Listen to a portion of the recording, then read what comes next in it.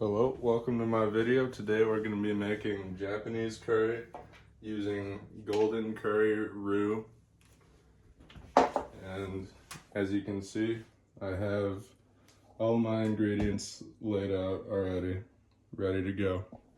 So the first step will be to add a tablespoon of a neutral oil to a large pot. I'm using vegetable oil.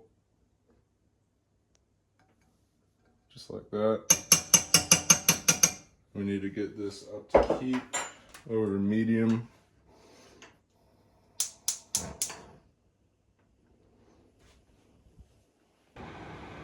Alright, the oil is hot, so now we're gonna add 1 pound of stew beef, and we're gonna saute it.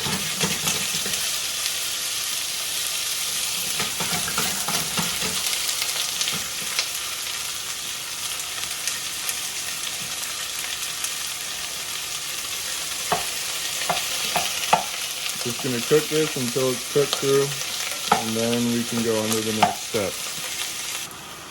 Now it's important to remember this is stew meat, so it is completely fine to cook it until medium well. So that's what I'm gonna do. Once we're there, I'll be able to move on to the next step. So see ya. The reason I chose this dish is because curry rice is a very popular comfort food for many Japanese people. And my dad, throughout the years, has made his own version using the curry roux that I'm using today.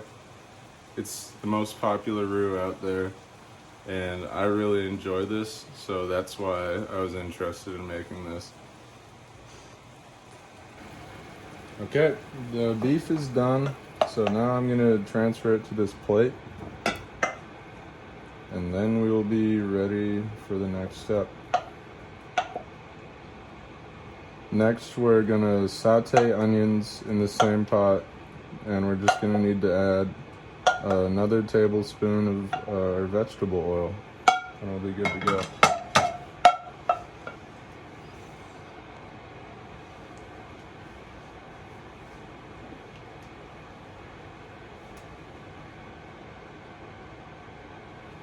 Vegetable oil has gone in.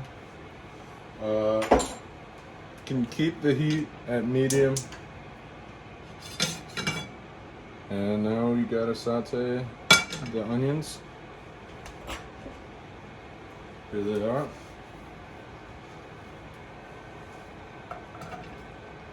Now the reason I've been using just this pot is because that's what the recipe says to do. And also this is a stew, so eventually everything will end up in here. So it just works well. Alright, now we're on our way to success. We just need to cook the onions till they're translucent, and then we'll be able to add the rest of the vegetables, and the beef can go back in as well. Just to note, this dish usually is served over rice. I'm not making rice right now, so all we'll have is the curry, but you know, that's cool. Okay, the onions are now becoming translucent, so now we're gonna add back the beef as well as the carrots and the potatoes. And we also have to put some water on. I think like 1,300 milliliters, and then we're golden. Okay, so here's what it looks like all together. Now we gotta boil it, and then we'll simmer it uncovered, medium-low, 15 minutes. Then we will be ready to add the roux after that. Alright, so this is something that the recipe did not call for, but I personally think it could use, is some minced garlic. There's an absence of garlic in here, and I'm just going to add a few tablespoons, and then we should be good. Just like that.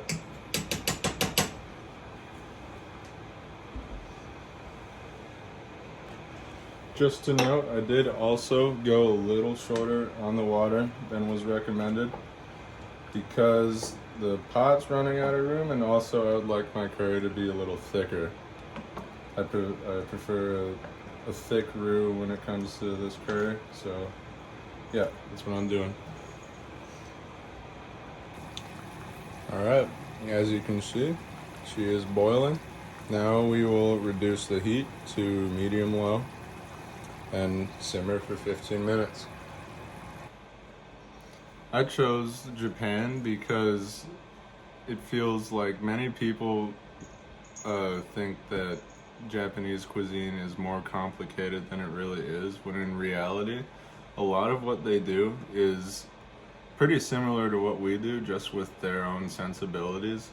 Like, one of the most popular foods to eat in Japan is tempura, which is fried seafood or vegetables. And if anybody knows anything about cuisine from the US, it's that it's probably fried. And, you know, in Japan, many things are fried and grilled and cooked how we do it here. An example of something grilled is yakitori. It's essentially just chicken on a skewer that gets grilled, seasoned with salt, and they have sauces for it. And even with what I'm doing today, there's many variations of it. Beef is a popular way to go, but there's also katsu curry, which is like panko breaded chicken cutlets, and, you know, with curry. And then there's also tonkatsu, which is pork cutlets that are also fried and breaded in panko. Okay, it's been 15 minutes. This has been simmering. Now we are finally ready to add our roux. This is what it looks like. You can't smell through a camera, but if you were here smelling this, you would smell it. So now we gotta just put it in and stir this mix around until it's completely dissolved. It shouldn't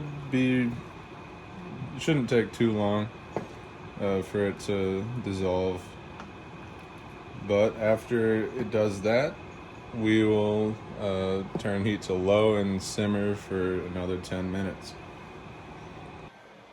Another thing that is interesting and also good to know if you ever visit Japan is the different types of restaurants that you will find there.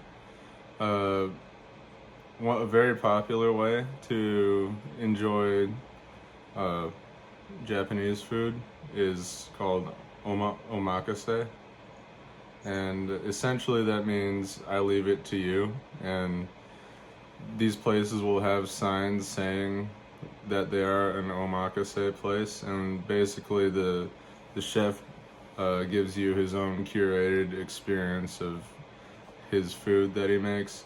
Usually an omakase establishment will serve sushi, and this is just a way for chefs to get creative and create art with their food, and I think it's really cool. Another one is there's noodle shops. Obviously Japan's famous for its ramen, and usually shops are small, pretty intimate setting. There's almost always there's gonna be a countertop right in front of the chef, so you can see him cooking while you're eating. It's pretty cool. And another kind that is literally everywhere on the streets of Japan is the street vendors, also known as yatai. It's a giant part of food culture in Japan due to the size of their city streets, how close everything is, and there's not a lot of driving, so everybody has to walk down the street, and you run into these street vendors, and usually it'll be yakitori, yakisoba, takoyaki, which is like fried octopus, and there's bar stands as well, because it's legal to drink in public in Japan. Another one is known as a family restaurant. Basically, it's like a Denny's or a Waffle House here, but they serve more like Japanese style food with Western elements. Basically, it is the Western food just with Japanese sensibilities. And then another one is conveyor belt sushi. It's pretty self-explanatory. These places are pretty fun. You just sit, order your sushi rolls or whatever else you want to get that's off the menu, and you just wait for it to come by on a conveyor belt. And it works, you know? And that's about it. Alright, now it's done. Here's a close-up view of how it looks. Looks pretty good. And like I said earlier in the video, usually you do serve this over rice, and I would actually recommend it because obviously you see how runny this is, and you're gonna want the rice to soak that up, but I don't have rice today. That's alright. Still gonna taste good. And yeah, thanks for watching.